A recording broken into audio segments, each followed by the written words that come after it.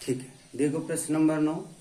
प्रश्न नंबर 9 कहता है यदि किसी एपी के प्रथम 7 पदों का योग 49 है, कितना बेटा 49 है, और प्रथम 17 पदों का योग 289 है, तो इसके प्रथम n पदों का योग ज्ञात कीजिए।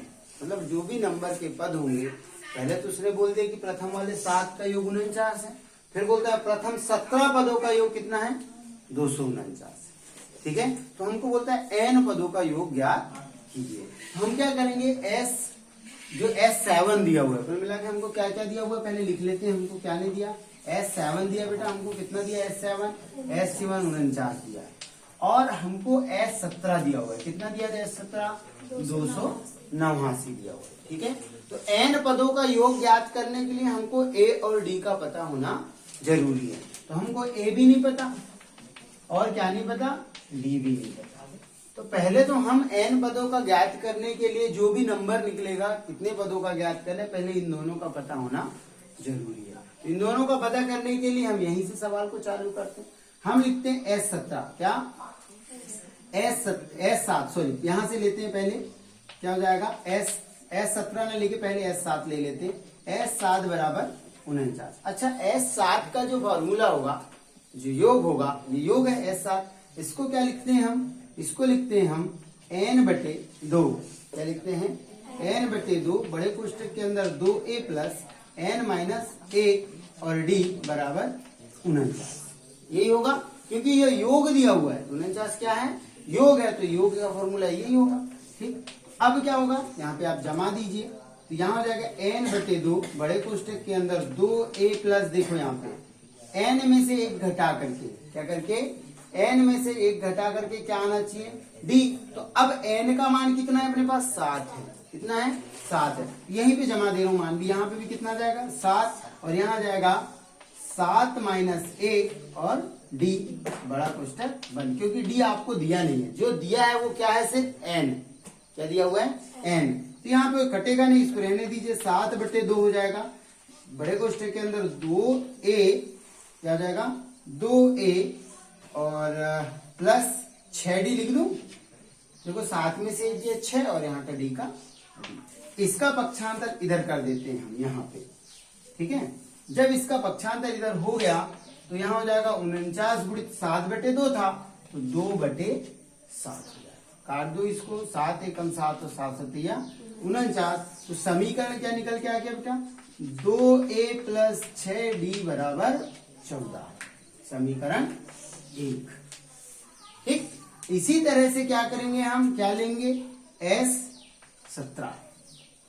S17 कितना दिया हुआ है, 289 दिया है। S17 को अब हम यहाँ पे, मैं ये 2 स्टेप में बता रहा हूँ कि करना क्या रहता है। जब आपको n पता होता है ना, तो n पता होगा तो 17/2 और 2a प्लस 16d लिख दूं। देखो यहाँ जो भी n का मान रहता है वो एक कम करके उसको d के साथ लिख देते हैं, यही करते थे अपन पद में भी। तो मैं यहाँ पे जैसे यहाँ 7 था, तो आप अच्छे से देखो यहाँ पे आया 2a प्लस 6d आया है, लेकिन इसको मैं अभी ये बाजू वाला 17/2 को उधर पक्षांतर करके लेके जाएंगे, तो मैं यहाँ सिर्फ इतना कर दे रहा हूँ, 17/2 बड़े कोष्ठक के अंदर 2a प्लस 16d। सबको समझ में आ गया बेटा कैसे आया, ये और 289, ये 2 स्टेप कम हो जाएंगी सीधे सीधे। देखो यहाँ 17 रखेंगे अपन, 17 में से 1 घटाएंगे, कितना बचेगा 16, और 16 का गुणा d में होगा तो यहाँ 16d आएगा, जहाँ 6d है वहां पे कितना जाएगा 16d। अब इसका सीधे इधर पक्षांतर कर दीजिए, तो क्या हो जाएगा बेटा, 2a प्लस 16d बराबर 289 गुणित ये 17/2 है, इसका पक्षांतर कर रहे हो आप, तो जो गुणे की होगी वो भाग में चले जाएगी, जो भाग की होगी वो गुणे में, तो 2 किधर भाग में, तो इधर काय में आ जाएगा गुणे में, और 17 कहाँ चला जाएगा, नीचे। ठीक है, अब यहाँ एक्चुअल क्या है, ये जो 17 है 289, 17 का वर्ग क्या होता है बेटा, पता है क्या आपको, देखो 17 का वर्ग पता रहना चाहिए, कम से कम 17 तक वर्ग सबको पता होना चाहिए। 7 सतिया 49 की 9 हासिल का 4, 7 एकम 7 और 4 11, और 1 का करोगे तो 7 और 9 8 और 2, ये जो है 289 17 का वर्ग है। इसका मतलब 17 के पहाड़ी में 17 एकम 17 और 17 ही बार में कितना आ जाएगा, 289 आ जाएगा, क्योंकि 17 का वर्ग है, और 17 दूनी 34। तो यहाँ बन गया 2a प्लस 16d बराबर 34। आ गया, ये बन गया समीकरण 2। क्या बन गया? समीकरण 2। अब जब समीकरण 2 बन गया तो हम लिखेंगे समीकरण 1 एवं 2 से। क्या लिखेंगे बेटा? समीकरण 1 एवं 2 से हल कर देंगे। समीकरण 1 क्या कहता है? देखो बोलो, समीकरण 1 क्या है? 2a प्लस कितना 6d बराबर 14। और दूसरा वाला समीकरण क्या निकाल लिया हमने? 2a प्लस 16d बराबर 34। कितना निकल गया? 34। अब ये दो समीकरण मिल गए, इनको हम किस विधि से कर दें? विलोपन विधि से। कौन सी विधि से? लिखना जरूर है, आप जरूर लिखोगे बेटा इसको। क्यों? क्योंकि पेपर में आपको बताना पड़ेगा कि आपने इसके बाद क्या किया, कौन सी विधि का उपयोग किया। क्योंकि देखो, हमने x पर y मान ज्ञात करने के प्रतिस्थापन विधि पढ़े हैं, विलोपन विधि भी पढ़े हैं, ब्रज गुणनखंड विधि भी पढ़े हैं, परावर्त विधि भी पढ़े हैं। तो इसलिए आप लोग इनको क्या करोगे? बताओगे कि आप कौन सी विधि से कर रहे हो। क्योंकि देखो, चेक करने वाले कई लोग प्रतिस्थापन से करेंगे, ठीक है। जब आप बोर्ड परीक्षा है तो इसको क्या करोगे? बता दोगे कि हमने विलोपन से करे, तो लिख दिए साइड में विलोपन। अब इसके विलोपन विधि से इसके ये पद समान है, ये वाला पद समान है, इसलिए हमको गुणा करने की जरूरत नहीं है, हम सीधे चिन्ह बस बदल दें। क्या करें? तो ये हो जाएगा माइनस, ये हो जाएगा माइनस, और ये भी हो जाएगा, ये तो कट जाएंगे, 2a में से 2a कट गया। अब यहाँ पे 16d और यहाँ पे 6d है, तो इसलिए माइनस कितना जाएगा? 10d। और 34 में से 14 को घटा दीजिए, कितना जाएगा? हाँ, माइनस 20 आ जाएगा। यहाँ पे देखो, 4 में से 4 जाएगा 0, और 3 में से 1 जाएगा, कितना बचेगा? 2, लेकिन माइनस का। अब यहाँ पे जाएगा d बराबर -20 बटे कितना? -10। हाँ, -10 चला जाएगा, 10 एकम 10, 10 दूनी 20, d बराबर कितना आ गया बेटा? 2। अब d का मान हम समीकरण 1 या 2 में रखकर किसका मान निकाल लेंगे? a का मान निकाल लेंगे। तो यहाँ पे आ जाएगा d का मान समीकरण 1 में क्या करने पर? रखने पर। ऐसा पूरा लिखना है।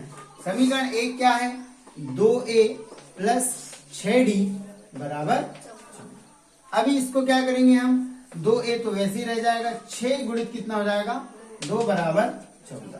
तो यहाँ हो जाएगा 2a प्लस 6 दूनी 14, तो 2a बराबर 12, सॉरी 14 माइनस 12। 14 पहले से था, 12 का इधर मैंने पक्षांतर कर दिया, तो a बराबर आ गया 2 बटे 2, 2 एकम 2 और 2 एकम 2, अर्थात a बराबर कितना निकल गया बेटा? 1 निकल गया। क्या निकल गया?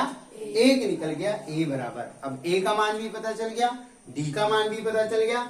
अब हम क्या करेंगे? अभी हमारे पास जगह थोड़ा कम है, इसको रोक करके आप लोग एक बार उतार लोगे, ठीक है। इसको मिटा दे बेटा, हम इसको मिटा करके SN का फॉर्मूला लगाएंगे। वैसे तो आप लोग कर सकते हो, ठीक है। SN का फॉर्मूला लगाओगे और हल करोगे, ठीक। कर लोगे क्या? ठीक, चलो फिर भी मैं करा दे रहा हूं, आप एक बार देख लीजिए। SN का फॉर्मूला लगाना। किसका फॉर्मूला? SN का। SN का फॉर्मूला क्या होगा? n बटे 2 बड़े कोष्टक के अंदर 2a प्लस n माइनस 1 और d। अच्छा, n कितना है आपको पता है क्या? बिल्कुल नहीं, अभी पता ही नहीं आपको कितने पद निकालना है। अगर निकालना होता तो हम यहाँ SN नहीं लिखते, जितने भी पद होते वो लिखते, लेकिन यहाँ 2 पद बोल दिया था उसने, 7 भी पद बोला था और 17 भी पद बोला था, इसलिए n अभी आपको nवें पद तो ज्ञात करना है। यहाँ पे हो जाएगा 2 गुणित a का मान कितना है? 1 प्लस n तो ऐसे ही रह जाएगा -1, और d का मान कितना निकल गया? 2 तो रख दीजिए। अब यहाँ पे हो जाएगा n बटे 2, ये हो जाएगा 2 एकम 2, और यहाँ हो जाएगा 2n माइनस 2। कैसे? 2 का अंदर गुणा करे तो खुल गया। -2 है और ये +2 है, इसलिए माइनस प्लस कट गया, ठीक है। अब क्या बचा? यहाँ पे बचा n बटे 2 गुणित है, यहाँ पे गुणा है, इंटू है यहाँ पे, तो इंटू है बेटा, तो क्या करेंगे? गुणित कितना हो जाएगा यहाँ पे? क्योंकि ये जो धन में भी है ना, तो जोड़ घटा के सब 0 होगा, ये तो 0 हो गया, लेकिन इसके साथ गुणा है तो यहाँ पे सीधे लिख देंगे 2n।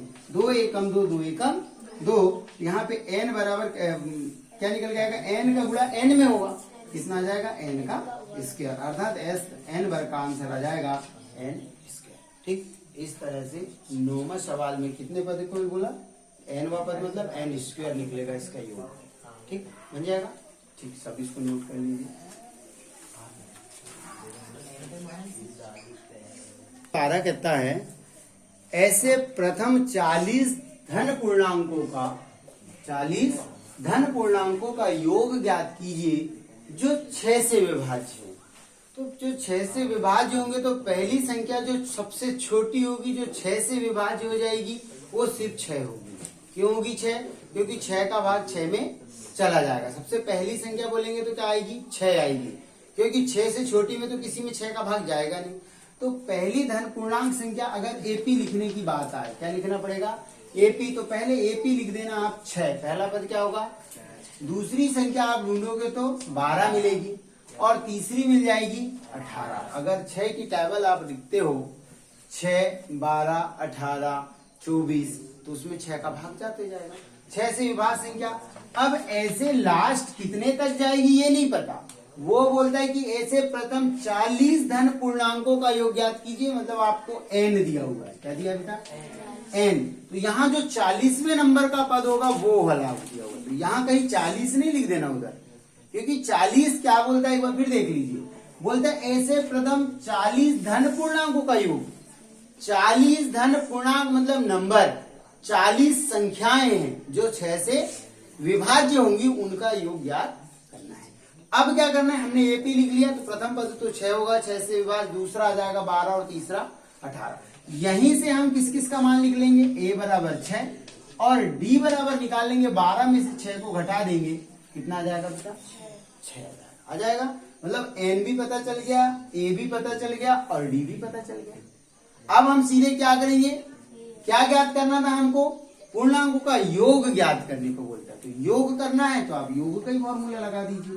तो एस एन की जगह लिखिएगा एस 40, क्योंकि आपको 40 पदों का योग ज्ञात करना है, इसलिए एस 40 कर दीजिए उसको। तो यहाँ हो जाएगा 40/2। डायरेक्ट मान जमा दो बेटा, मैं सीधे बिना फॉर्मूला रखे मान जमा रहा हूँ। एस 40 में आ जाएगा 40/2, 2 गुणित 6, यहाँ हो जाएगा एन। एन मतलब कितना? 40 माइनस 1 और 6 बराबर, यहाँ काट दो, 20 बार कट जाएगा। यहाँ पे कितना हो गया? 20 और 6 दूनी 12, यहाँ पे प्लस होगा, है ना? प्लस है ना, यहाँ पे फॉर्मूले में प्लस है। 40 में से 1 गया, कितना बचा? 39। अब 39 का गुणा आप 6 से कर दीजिए, ठीक है? तो यहाँ पे हो जाएगा कितना?